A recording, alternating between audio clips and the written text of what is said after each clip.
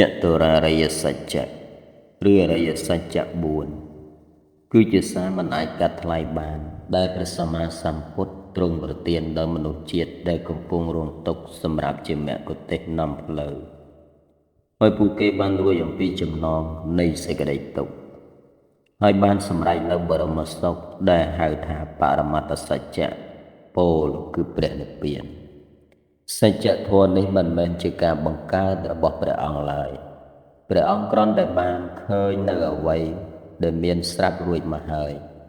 ដូច្នេះហើយទើបយើងយកព្រះពុទ្ធជាបុគ្គលមួយព្រះអង្គដែលគួរដល់ការគោរពបូជាមិនមែនគ្រាន់តែជាគ្រូប៉ុន្តែជាគំរូនៃអរិយបុគ្គលជាបុគ្គលដែលមានការលះបង់ខ្ពង់ខ្ពស់និងជីវិតប្រកបទៅដោយសមាធិយើងគួរយកគំរូតាមប្រសិនបើប្រាថ្នាដើម្បីអភិវឌ្ឍខ្លួនលក្ខណៈដ៏គួរកត់សម្គាល់មួយដែលញែកព្រះពុទ្ធឲ្យពិសេសប្លែកពីគ្រូនៃសាសនាដទៃគឺថាព្រះពុទ្ធជាមនុស្សមិនមែនជាខ្សែស្រឡាយជាមួយនឹងអតិទេពឬបុគ្គលអស្ចារ្យណាមួយឡើយព្រះអង្គមិនមែនជាអតិទេពឬជាអវតារនៃអតិទេពឬជាព្យាការីឬជាតួអង្គនៅក្នុងរឿងព្រេងបុរាណឡើយព្រះអង្គជាមនុស្សប៉ុន្តែជាមនុស្សដ៏អស្ចារ្យអច្ឆរិយមនុស្សជាបុគ្គលល្អដាច់គេជាឧត្តមបុរសបរិសុទ្ធមគ្គសមិទ្ធផលទាំងអស់របស់ព្រះអង្គជាគុណសម្បត្តិដែលកើតឡើងដោយសារការប្រឹងប្រែងនិងការយល់ដឹងរបស់ព្រះអង្គនៅក្នុងភាពជាមនុស្សសុទ្ធសាធតាមរយៈបទពិសោធន៍ផ្ទាល់ព្រះអង្គបានស្វែងយល់អំពីអធិបតេយ្យភាពរបស់មនុស្សអាស្រ័យទៅលើការព្យាយាមឥតឈប់ឈររបស់ព្រះអង្គដោយឥតមានជំនួសពីគ្រូបាធ្យាយឬមនុស្សឬទេវតាណាឡើយព្រះអង្គបានសម្រេចនូវការត្រាស់ដឹងខាងផ្លូវចិត្តនិងផ្លូវបញ្ញាយ៉ាងខ្ពង់ខ្ពស់បំផុតហើយបានដល់នៅកម្រិតកំពូលនៃសេចក្តីបរិសុទ្ធបរិបូរណ៍នៅក្នុងគុណសម្បត្តិដ៏ប្រសើរបំផុតនៃអត្តភាពជាមនុស្សព្រះអង្គជាតំណាងឬជាគំរូនៃករណានិងបញ្ញាដែលគោលធម៌ទាំងពីរនេះបានคล้ายទៅជាមគ្គុទ្ទេសក៍នៅក្នុងសាសនារបស់ព្រះអង្គព្រះពុទ្ធមិនដែលបានប្រកាសអះអាងថា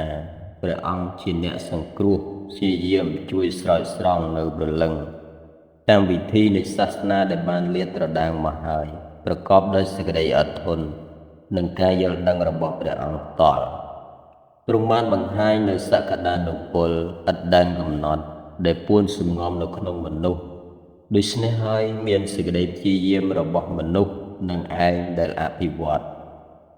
និងកោះកាយស្រាយត្រដាងនៅលទ្ធភាពទាំងអស់ព្រះអង្គបានបង្ហាញតាមរយៈបទពិសោធន៍ផ្ទាល់របស់ព្រះអង្គថាការរួចចាកទុក្ខ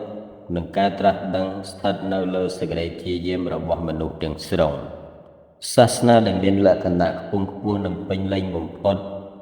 អាចកើតឡើងជាមួយគ្នាដោយមិនចាំបាច់មានជំនឿអ្វីណាមួយឡើយ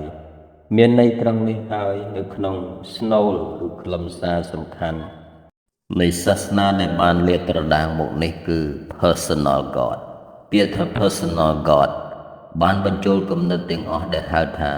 super personal god មានធម្មជាតិផ្លូវចិត្តដូចគ្នាជាបុគ្គលិកលក្ខណៈប៉ុន្តែស្ថិតនៅក្នុងកម្រិតខ្ពស់ជាងឬក៏ជាសភាវៈផ្លូវចិត្តឬជាធម្មពលម្យ៉ាងដែលហួសវិស័យនៃធម្មជាតិបុគ្គលម្នាក់គួរតែតាំងនៅសេចក្តីព្យាយាមដ៏សមគួរដើម្បីកាត់បំបែកនៅច្រវាក់ដែលឃុំខ្លួនគេនៅក្នុងចំណងហើយឈ្នះបាននូវសេរីភាពពីចំណងនៃអត្តភាពដោយសេចក្តីព្យាយាមប្រឹងប្រែងនិងបញ្ញាគឺព្រះពុទ្ធជាបុគ្គលដំបូងបំផុតនៅក្នុងប្រវត្តិសាស្ត្រពិភពលោកដែលបានបង្រៀនថាការរួចចាកផុតទុក្ខវិមុតតិអាចសម្រេចបានដោយការមិនពឹងផ្អែកទៅលើភ្នាក់ងារឬវត្ថុស័ក្តិសិទ្ធិខាងក្រៅឡើយពោលគឺការរួចចាកទុក្ខអាចធ្វើទៅបានដោយបុគ្គលរៀងខ្លួនទៅតាមទង្វើកម្មតល់របស់ពួកគេឥតមានបុគ្គលណាមួយអាចផ្ដល់នូវការរួចចាកទុក្ខដល់នរណាម្នាក់ដោយគ្រាន់តែធ្វើការសុំបន់ស្រន់នោះទេអ្នកដទៃអាចជួយបានត្រឹមតែការណែនាំ និងបង្ហាត់បង្រៀនតាមវិធីផ្សេងៗប៉ុណ្ណោះ